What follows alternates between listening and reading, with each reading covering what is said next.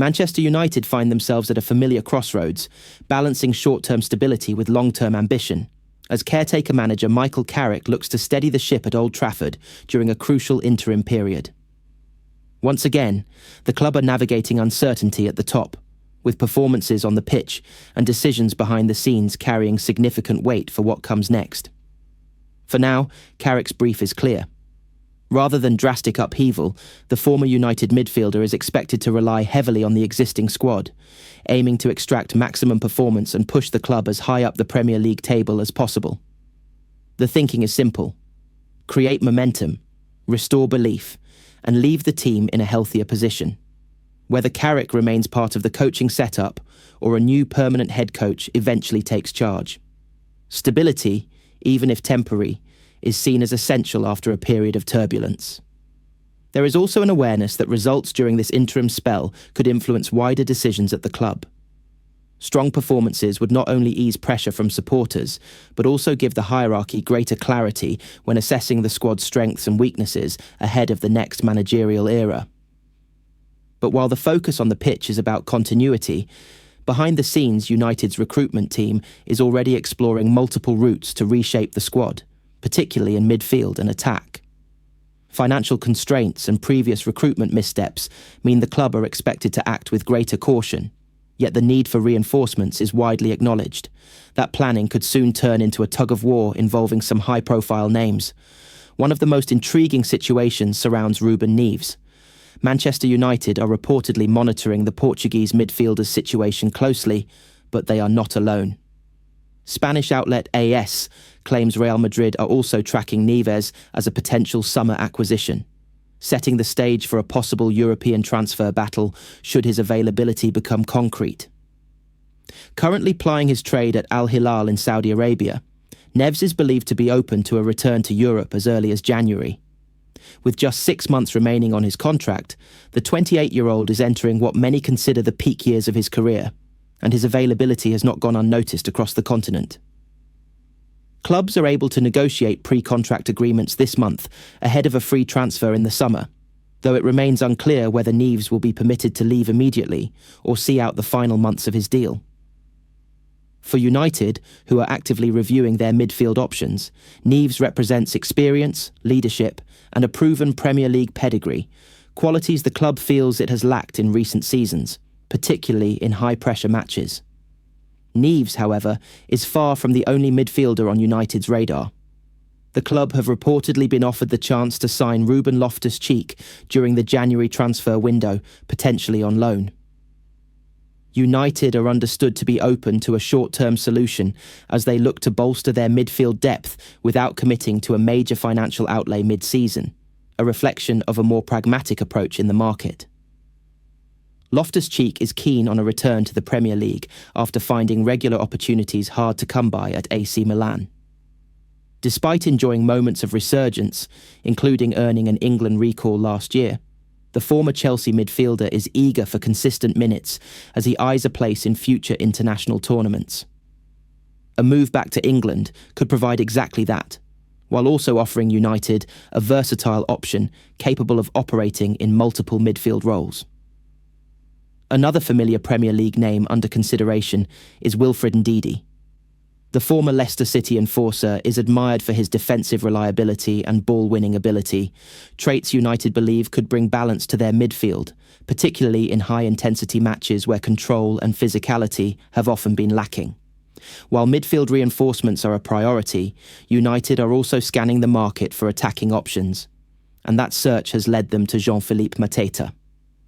The Crystal Palace striker has emerged as a potential target, but United may face stiff competition from Aston Villa, who are also reportedly interested. According to The Athletic, Villa have already made their interest known as Mateta enters the final 18 months of his contract at Selhurst Park, potentially accelerating Palace's decision-making. Palace's own transfer plans could complicate matters further. The Eagles are said to be monitoring Ivan Gesand, and there is speculation that a move for the forward could open the door to a potential swap deal, one that might remove Mateta from United's reach entirely. Palace manager Oliver Glasner has already hinted at flexibility in the market, recently acknowledging that the club would consider sell, Manchester United's latest chapter of upheaval was confirmed earlier this month when the club parted ways with Ruben Amorim, bringing an abrupt end to a turbulent 14-month spell that failed to deliver either identity or progress. With results faltering and pressure mounting, the hierarchy moved quickly to steady the ship, appointing Michael Carrick as head coach until the end of the season. Carrick's return to the dugout at Old Trafford was met with cautious optimism rather than outright expectation, but his opening act could hardly have been more convincing. A composed and disciplined 2-0 victory over Manchester City in his first match at the helm injected belief back into the stadium and briefly quietened the noise surrounding the club. For a fan base starved of authority and clarity, it felt like a reminder of what Manchester United can still be when everything clicks. Yet despite that statement result, former Liverpool defender and Sky Sports pundit Jamie Carragher has been quick to pour cold water on the idea of Carrick being handed the role permanently. For Carragher, Manchester United's next appointment must go beyond steadiness or familiarity. It must be something far more rare. Old Trafford needs someone special, Carragher insisted. I go back to the same question every time. Do I genuinely believe this manager can win the league? Carragher was keen to stress that his assessment of Carrick was not personal, nor dismissive of his coaching ability. Instead, it was rooted in the brutal realities of modern elite football. I'm crossing out Michael Carrick, he said. I don't believe Manchester United will win the league with Carrick, and I'm not trying to be disrespectful. You have to believe your manager can take you all the way. I might be proven wrong, but for me, you have to be special. That belief in the need for an elite-level figure has shaped Carragher's thinking as he weighs up potential long-term candidates. Among those he has spoken most passionately about is Eddie Howe, whose work at Newcastle United has earned widespread admiration. I'm a huge fan of Eddie Howe, Carragher admitted. When Newcastle are at their best, the football is high energy, aggressive, and forward-thinking. But the real thing I like is that he can handle pressure. Carragher highlighted the unique intensity of managing a club consumed by football, suggesting Howe's experience on Tyneside could translate well to the unforgiving environment at Old Trafford. When you live in Newcastle, football is constant. It's everywhere. And he handles that brilliantly, he added. Manchester United have a real problem with young players not fulfilling their potential, and Eddie Howe is a great coach. That's where he could really help.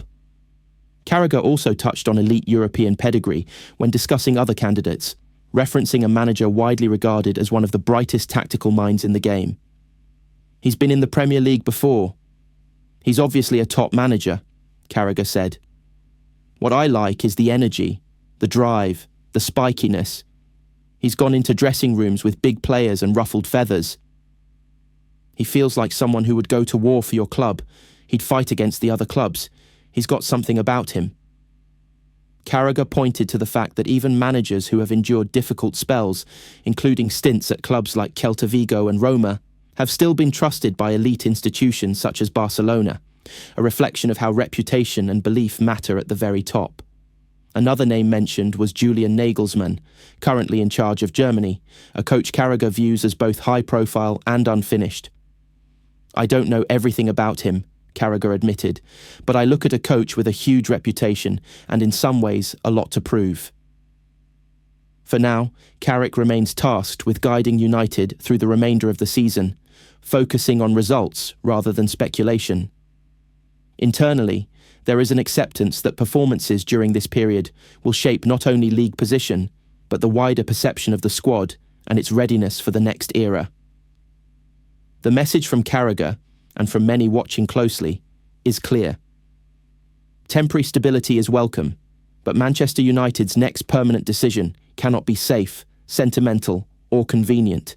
It must be bold. At Old Trafford, the debate has already begun. Carrick has earned time, respect, and credit.